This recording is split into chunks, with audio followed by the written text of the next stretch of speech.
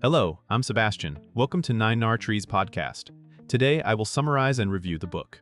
Why the West Rules for Now by historian and archaeologist Ian Morris examines the long arc of global power and asks why Western societies came to dominate the modern world and whether that dominance is likely to continue.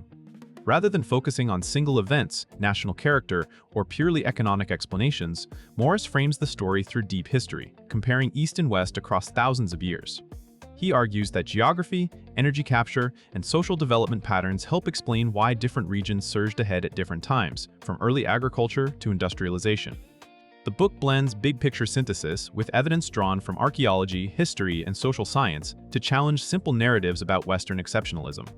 It also looks forward, using historical patterns to discuss how rising Asian powers, technological change, and global risks may reshape leadership in the centuries ahead.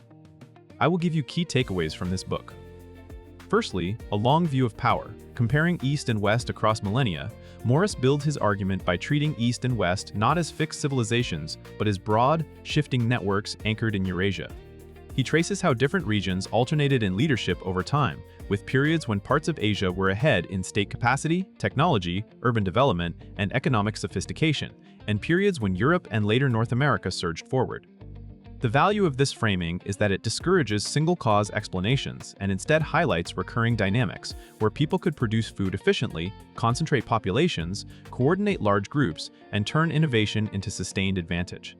Morris emphasizes that leadership changed as constraints changed, such as when new crops, new trade routes, new military technologies, or new forms of organization altered what was possible.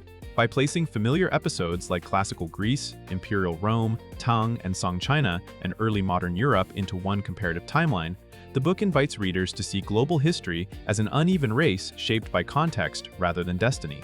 The result is an account that aims to explain dominance without relying on cultural superiority claims.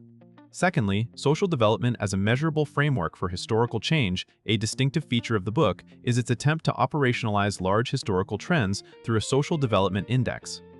Morris discusses how a society's ability to get things done can be approximated using indicators such as energy capture per person, organization and governance capacity, information technology, and war-making ability.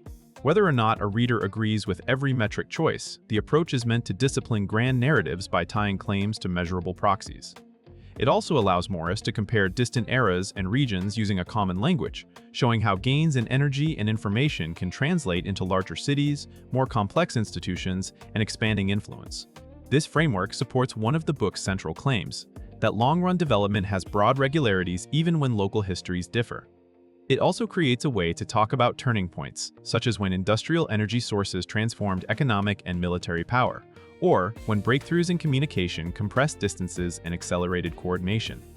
The index is not presented as perfect, but as a tool to think more rigorously about why some societies pull ahead and how quickly others can catch up. Thirdly, geography, ecology, and the accidental advantages of starting points. Morris argues that geography and ecology strongly shaped the early possibilities available to different regions, influencing where agriculture began, how dense populations could become, and how easily innovations could spread. He builds on the idea that certain parts of Eurasia had domesticatable plants and animals, favorable climates, and connected landmasses that encouraged exchange, competition, and cumulative development. Over time, these factors affected where large, resilient states could form, and how often regions experienced disruptive shocks such as droughts, epidemics, or invasions. In this view, Western dominance is not proof of inherent superiority, but an outcome of shifting geographic constraints and opportunities. When Europe was fragmented, competition could speed experimentation. When oceanic routes became central, Atlantic-facing states gained leverage. When fossil fuels and industrial production became decisive, regions positioned to exploit them surged.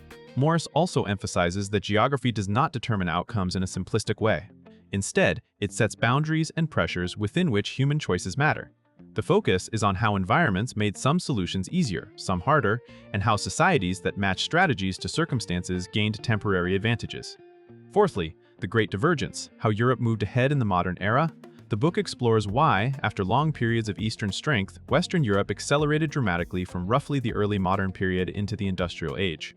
Morris highlights interacting causes, rather than a single spark: intensifying interstate competition, evolving financial and political institutions, expansion through maritime trade and empire, and the compounding effects of scientific and technological innovation.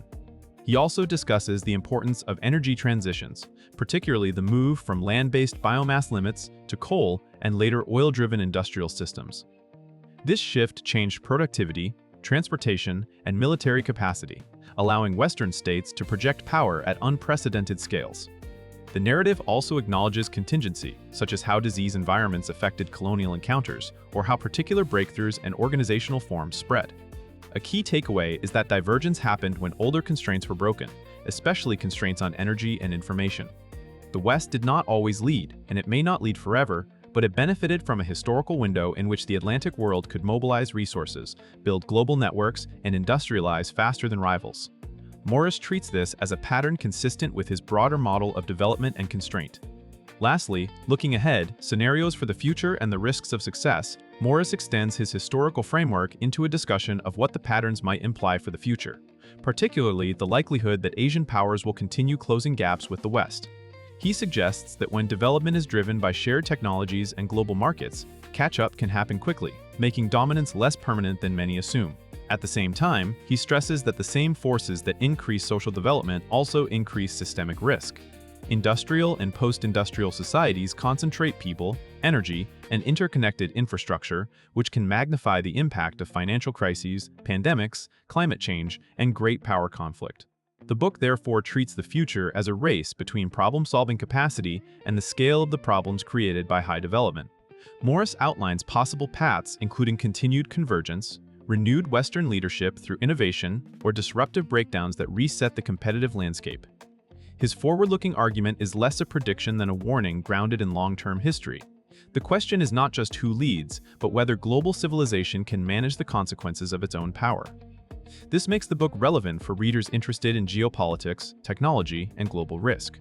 In conclusion, this book suits readers who like big history, geopolitics, and evidence-driven arguments about why societies rise and fall. It is especially useful for people tired of simplistic claims that the West triumphed because of unique virtues, or that history is just a sequence of random events. Morris offers a framework that links geography, energy, institutions, and innovation to long-run social development, giving readers a way to interpret both past turning points and current shifts like the rise of China and the rebalancing of global influence. The benefit is practical as well as intellectual. The book sharpens how you think about constraints, trade-offs, and systemic risk in a highly interconnected world. Compared with many popular histories that focus on a single region or a narrow era, it stands out for its comparative scope and its attempt to measure claims rather than rely on anecdotes. If you want a challenging, panoramic explanation of power that connects ancient history to future scenarios, it is worth buying. If you would like to support Ian Morris, you can buy the book through the Amazon link I've provided in the podcast description. After reading the book, please let me know what you think and share your thoughts. See you around.